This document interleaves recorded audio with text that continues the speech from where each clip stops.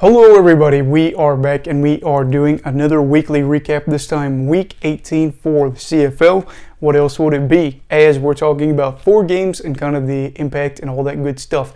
So before we start, please make sure to subscribe if you're new to the channel and if you are enjoying the CFL and you're a fan of it, or if you're new and you want to be here along the way. Love to do this as a career and we'd love to have you here with me. Also, just before we start, I wanted to say I'm going to try to get out at least 3 videos a week, one where it's not just the picks or the recap, but a normal one, and maybe 4 if there's more opportunity to do so. So yeah, now on to the week 18 recap. So the first game was a shocker, for me at least. Saskatchewan Roughriders lost to the Hamilton Tiger Cats and in the process lost control of their playoff hopes as the Tabbies win 18-14. Not a blowout by any means, but they got the job done. I had picked the Riders in this one, said Hamilton could win it, and they were just able to run the ball up and they were able to drain the clock, especially on a long fourth quarter drive.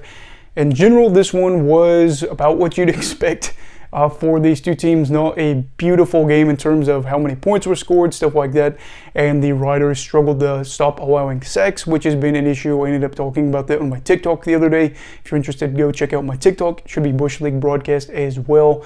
I might leave the link in the bio if I can figure out how to do that. But yeah. Anyway, this one was a necessary win for Hamilton as they actually have control of their playoff hopes now. They can win out and then go to the playoffs, which would be really shocking.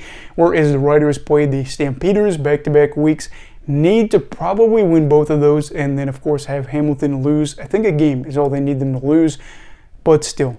Really disappointing for the Rough Riders considering where they've been the past 2 years, 3 years, whatever you want to say. And then Hamilton, really good for them and their fan base because you're thinking maybe this is going to be a nail in the coffin of sorts. Not today, as Wes and co were able to get it done at Tim Hortons. Now, on to the Saturday games.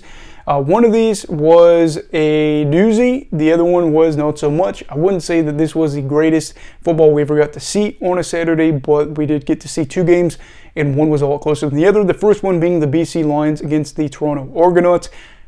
This one was a game I picked BC to win. I had my doubts about Toronto. They ended up getting a close win here for the Argos at BMO, and this one was a little bit closer than you thought it would be. The Argos had an early double-digit lead. I think they got up 10-0, and this was where you thought, okay, maybe they could do it. And then we saw a second half where the Lions were able to come back, actually had a field goal that would have tied the game, missed. That was a loss for them as Calgary gains a little bit of ground here, and that is frustrating for the BC Lions fans, but good news for Calgary and the Argos, who won this game and now are able to say that they have back-to-back winning seasons. They are 9-6 on the year. Well, I guess they could finish 500, but they'll probably get there.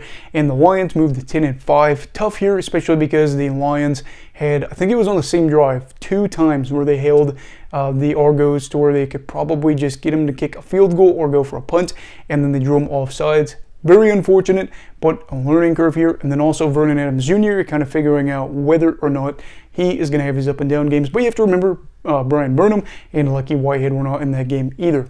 As for the second game, I don't know what you want me to say here. This was the Blue Bombers against the Elks. This one was bad as the Bombers clinched the top spot in the West as they ended up beating the Elks 48-11. The game was pretty much done by the second quarter. There's not too much I could say that would really make you realize how bad of a game it was. They had, I think, 2 incompletions in the first half, the Bombers that was, and they had more touchdown passes, if I'm not mistaken, in the first half than incompletions. Dalton Schoen had 3 receiving touchdowns, now 3rd all-time for CFL rookies in CFL history, 4 touchdowns in a regular season. Really cool for him as well, as the Bombers win big at home in front of a crowd of like 27,500, 28,000, something like that. Edmonton gets embarrassed, but, you know, it's Winnipeg. They had something to play for, which is why I was concerned about this team playing Winnipeg, and we see why that was an issue and how big of a gap there is between these two teams, because the Bombers were able to run up the score early and be comfortable the rest of the way. They really didn't throw much in the second half because they didn't need to. Shocker. As for the final game of the week, that was yesterday. Didn't get to watch this one because it wasn't on ESPN+. ESPN has a tendency to put those good games not on ESPN+, but yeah. Redbikes win 24-19. Frustrating for the Alouettes.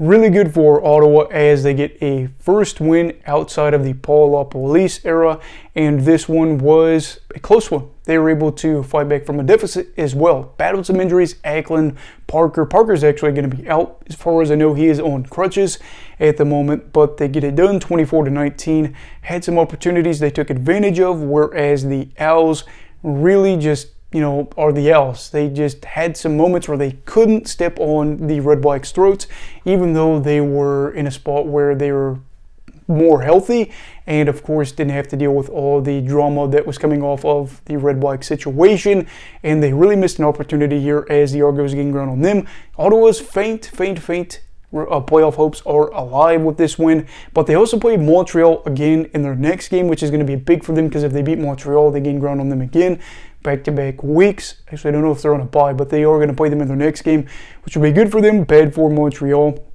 Nick Arbuckle, just maybe proving that he could be their starter next year. Kind of tough to say, but we'll have to see. But anyway, that is my Week 18 recap. Sorry I wasn't able to watch some of these games.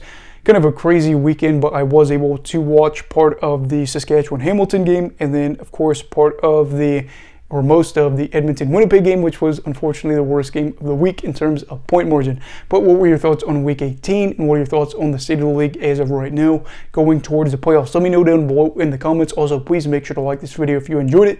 Subscribe if you're new. Everybody stay safe. Hey, have a great night.